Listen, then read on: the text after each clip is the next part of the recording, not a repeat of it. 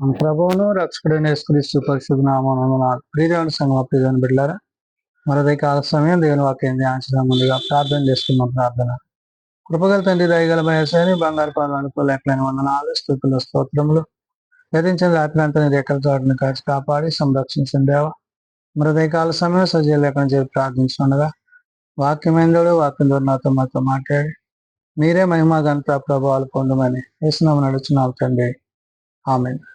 దేవుని సంఘం ప్రియమైన బిడ్డల నేడుగా ఏర్పాటు చేయబడిన వాక్య భాగము అపోస్తలుడైన పౌలు హెబ్రీయులకు రాసిన పత్రిక 9వ అధ్యాయము 15 నుంచి 18 వచనం ఈ విధంగా రాయబడినది. అపోస్తలుడైన పౌలు హెబ్రీయులకు రాసిన పత్రిక 9వ అధ్యాయము 15 నుండి 18 వచనములో ఈ విధంగా రాయబడినవి. ఈ హేతువు చేత మొదట నిబంధన కాలములో జరిగిన అపరాధముల నుండి విమోచనమును కలుగుటకై ఆయన మరణము పొందినందున పిలువబడిన వారు నిత్యమైన స్వాస్థ్యమును గూర్చిన వాగ్దానమును పొందు నిమిత్తము ఆయన క్రొత్త నిబంధనకు మధ్యవర్తి అయి ఉన్నాడు. పౌలు మహాశయుడు హెబ్రీ సంఘానికి పత్రిక రాస్తూ క్రొత్త నిబంధనకు మధ్యవర్తి అయిన యేసుక్రీస్తు ప్రభువారు అనగా ఆయన ద్వారా నూతన నిబంధన కొనసాగింపబడుతున్న విషయాన్ని, ఆయన ద్వారా నూతన నిబంధన కార్యాన్ని ప్రారంభింపబడిన విధానాన్ని గుర్తు చేశాడు. అంటే ఈ లోక సంబంధమైన పరిశుద్ధ స్థలాల గురించి మనం విన్నాము. తర్వాత ఘనమైన పరిశుద్ధమైన పరిపూర్ణమైన గుడారం గురించి మనం విన్నాము. కానీ నేడు పౌలు చెప్తున్న మాట ఏంటంటే ఈ కొత్త నిబంధనకు మధ్యవర్తిగా అనగా తండ్రికి మానవునికి మధ్యవర్తిగా యేసుక్రీస్తు ప్రభువారు ఉన్నారు అనే విషయాన్ని పౌలు చెప్తున్నాడు. అందుకనే ఈ హేతువు చేత మొదట నిబంధన కాలములో జరిగిన అపరాధం నుండి విమోచన కలుగుటకై అంటాడు. అంటే పాత నిబంధన కాలంలో ఏదైతే అపరాధం పాపం కలిగి ఉందో, ఎడ్ల ఎక్కువ మేకల ఎక్కువ గొర్రెల ఎక్కువ రక్తం చేత ఆ పరిశుద్ధ స్థలాన్ని అతి పరిశుద్ధ స్థలాన్ని యాజకులు దర్శిస్తూ అక్కడ వారు అర్పణలు అర్పించిన విధానం ఏదైతే ఉందో ఇవన్నీ కూడా ఇప్పుడు ఏమవుతున్నాయంటే నూతన పరచబడుతున్నాయి.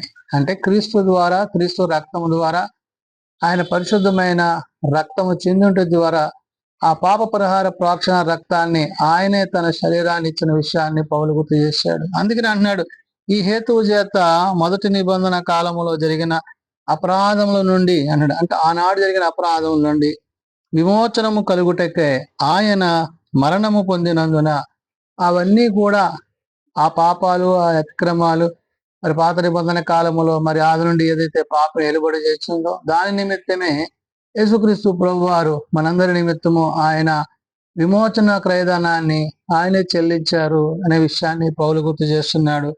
కాబట్టి ఇక్కడ ఆయన మరణము పొందినందున ఎవరు? యేసుక్రీస్తు వారి యొక్క మరణము ద్వారా నేడు మనం విమోచింపబడి విడిపింపబడి ఆ రక్షణలోనికి కొనసాగుతున్నామనే విషయాన్ని గుర్తు చేస్తూ పిలువబడిన వారు నిత్యమైన స్వాస్థ్యమును గూర్చిన వాగ్దానమును పొందే నిమిత్తం అన్నాడు. ఎవరైతే పిలువబడ్డారో, ఎవరైతే ఆయన యొక్క ఉద్దేశాన్ని ఎరిగి జీవిస్తున్నారో, ఎవరైతే క్రీస్తు యొక్క మాటల చేత ఉపదేశముల చేత తమను తాము సరి చేసుకుంటున్నారో అటు వారిని గురించి ఇక్కడ పౌలు ప్రస్తావన చేశాడు. పిలువబడిన వారు నిత్యమైన స్వాస్థ్యమును గూర్చిన వాగ్దానము పొందు నిమిత్తం అన్నాడు. వాగ్దానం అంటే దేవుడు వాగ్దానం చేశాడు. ఏంటి ఆ వాగ్దానం అంటున్నా?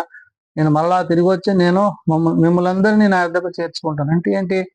మనల్ని ఇక్కడ ఆయన విడిచిపెట్టాడు. ఈ లోకంలో కాదు, శాశ్వతమైన ఆయన రాజ్యంలో ఆయనతో పాటు మనం యుగాలు జీవించేవారమే ఉన్నాం. కాబట్టి ఆ నిత్యరాజ్యంలోనికి మనకి వారసులుగా చేయడానికి ఆ నూతన నిబంధనను, క్రొత్త నిబంధనను ఆయన మనకు గుర్తు చేస్తూ ఇక్కడ తండ్రి తన కుమారుని ద్వారా అనుగ్రహించబోతున్న ఈ విషయాన్ని ఇక్కడ చెప్తున్నాడు. ఆ నిత్యమైన స్వాస్థ్యమును గురించిన వాగ్దానము పొందు నిమిత్తము ఆయన క్రొత్త నిబంధనకు మధ్యవర్తి అయినాడు. అది అంటే నువ్వు క్రీస్తునందు ఉన్నట్లయితే, క్రీస్తు నీ యందు ఉన్నట్లయితే నీవు ఆ నూతన నిబంధనకు, ఆ దేవుని యొక్క రాజ్య వారసునిగా నీవు చేర్చబడతావు. అందులో నీకు దేవుడు పాలిభాగస్తులు చేయబోతున్నాడు అనే విషయాన్ని చెప్తూ మరణ శాసనము ఎక్కడ ఉండునో అక్కడ మరణ శాసనం రాసిన వాడి మరణము ఆవశ్యకమని. మరణ శాసనం అంటే తండ్రి ఏదైతే ఆయన రాయించాడో ఏంటి? పాపము నుండి మరణంలో నుండి మనల్ని నీతిగా చేయడానికి ఏ మరణమైతే మానవుని మీద ఏలుబడి చేస్తుందో ఆ మరణాన్ని కూర్చిన, ఆ రక్షణ కూర్చిన కార్యాన్ని, అంటే ఎవరైతే దాని కొరకు రక్తాన్ని చెందించబోతున్నారో ఆ కుమారుని క్రీస్తుని బట్టి పౌలు ఇక్కడ ప్రస్తావన చేస్తున్నాడు. మరణ శాసనం ఎక్కడ ఉండునో అక్కడ ఆ మరణ శాసనం వాసిన మరణము అవశ్యమని. అంటే ఎవరిని గురించి? ప్రభువుని గురించి. ప్రభు వచ్చి రక్తం చెందించడం ద్వారా ఆ మరణ శాసనం ఇప్పుడు ఏమైంది? నెరవేర్చబడింది. ప్రజలకి విమోచన, ప్రజలకు రక్షణ కలిగింది. అంటే అంతకు ముందు ఉన్న పాత నిబంధన కాలంలో ఆనాడు వారు ఎడ్ల ఎక్కి, మేకల ఎక్కి, గొర్రెల ఎక్కి రక్తాన్ని చెందించి మరి వారు చేసిన ఆ యొక్క బలులు ఏవైతే ఉన్నావో వారిని పరిశుద్ధపరచలేదు కాబట్టి వారు ప్రతి ఏటా దాన్ని జరిగిస్తూ వచ్చారు. కాబట్టి ఈ విధంగా కాకుండా ఇప్పుడు క్రీస్తు ప్రభు వారు అందరి నిమిత్తము, మనందరి నిమిత్తము ఆయన ఒక్కసారి తన రక్తాన్ని చెందించారు. ఆయన ప్రాణాన్ని పెట్టాడు కాబట్టి ఆ మరణ శాసనాన్ని గురించి పౌలు ఇక్కడ చెప్తున్నాడు. ఏమని? మరణ శాసనం ఎక్కడ ఉండునో అక్కడ మరణ శాసనము రాసిన వాని మరణము ఆవశ్యకము. కాబట్టి తండ్రి యొక్క ఉద్దేశంలో భాగంగా క్రీస్తు యొక్క మరణాన్ని గురించి, ఆయన రాబోతున్నాడు, ఆయన వచ్చాడు, ఆయన జరిగించాడు, తిరిగి ఆయన రక్షణని ఇచ్చాడు. ఈ మరణ శాసనాన్ని ఆయనకు మరి తండ్రి ఉద్దేశించిన విషయాన్ని గుర్తు చేస్తూ ఆ శాసనము రాసిన వాడు మరణము పొందితేనే అది చెల్లునడు. కాబట్టి తండ్రి ద్వారా కుమారుడు ఆ యొక్క మరణ శాసనాన్ని పొంది ఉన్నారు కాబట్టి అది ఆయనలో కలిగిన విజయాన్ని, అంటే దేవుడు మనకు ఇచ్చిన రక్షణగా మనం దాన్ని చూడాలి. కాబట్టి ఇక్కడ అంటున్నాడు, ఆ శాసనము రాసిన వాడు మరణం పొందితేనే అది చెల్లును, అది వ్రాసిన వాడు జీవించుచుండగా అది ఎప్పుడూనూ చెల్లదు. కాబట్టి ఆ మరణ శాసనము చెల్లాలి అంటే ఆయన మరణించాలి. ఆయన మరణించి తిరిగి లేపితేనే దానికి విలువ ఉంటది. కాబట్టి ఆ మరణ శాసనం రాసిన కుమారుని గురించిన తండ్రి మాటల్లో ఇక్కడ పౌలు అంటున్నాడు, ఎవరైతే మన కొరకు ప్రాణం పెట్టారో, ఎవరైతే మన కొరకు రక్తం గార్చారో ఆ క్రీస్తు యొక్క రక్తము చేత విమోచింపబడి విడిపింపబడి నేడు మనము ఆ నిత్య జీవాన్ని పొందుకోగలుగుతున్నాం. ఆ శాసనము కూడా మరి ఆయన మరణం ద్వారా అది సంపూర్తి చేయబడింది అనే విషయాన్ని పౌలు చెప్తున్నాడు.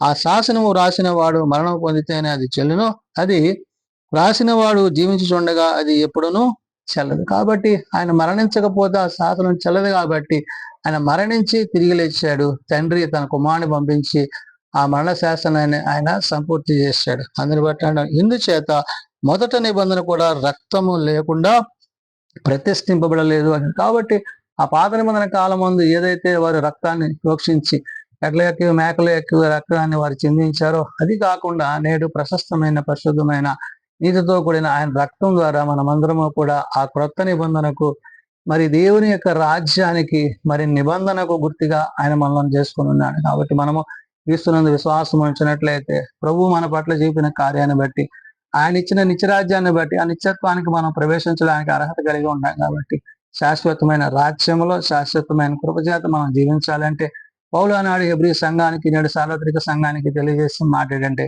యేసుక్రీస్తు వారి యొక్క జనన మరణ పునరుత్థానాన్ని బట్టి మనము ఆ నిత్యత్వంలో ప్రవేశించగలుగుతున్నాము, ఆ నిత్యరాజ్యాన్ని స్వతంత్రించుకోగలుగుతున్నాం. కాబట్టి తిరిగి రాబోతున్న ప్రభు యొక్క రాకడకు తగిన సిద్ధపాటు మనం కలిగి ఉండాలంటే యేసుక్రీస్తునందు విశ్వాసం ఉంచుట, అంటే నమ్మి బాప్తిస్మంతో రక్షింపబడతాడు. అతనికి అంటే వారసత్వానికి వారసుడు అవుతాడు, అతడు నిత్య జీవాన్ని పొందుకుంటాడు. కాబట్టి నేడు మనము క్రీస్తునందును, క్రీస్తు ప్రేమ నిలిచిన వారమే, ఆయన ఎంతో నిలిచి వారముగా జీవించే వారముగా, ప్రభు వచ్చినప్పుడు ఆయనతో యుగగాలు జీవించేవారుగా మనం సిద్ధపాటు కలిగి ఉండాలని ఉదయకాల సమయమైన పౌలు ఆనాడు హెబ్రీ సంఘానికి, నేడు సార్వత్రిక సంఘానికి తెలియజేసిన మాటలు. ప్రార్థన చేసుకుందాం. ప్రేమ నమ్మకం కలిగిన మా తండ్రి, కృప కలిగిన దేవ, అవును నాయన, జీవం కలిగిన నీ మాటల చేత జీవింపజేసి మమ్మలను మరణము నుండి, పాపం నుండి రక్షించి తప్పించి నీ నిత్య జీవాన్ని మీరు మాకు అనుగ్రహించారు. కాబట్టి నాయన నీ నిత్య రాజ్యంలో చేరగలిగిన కృప మేము పొంది ఉన్నాం.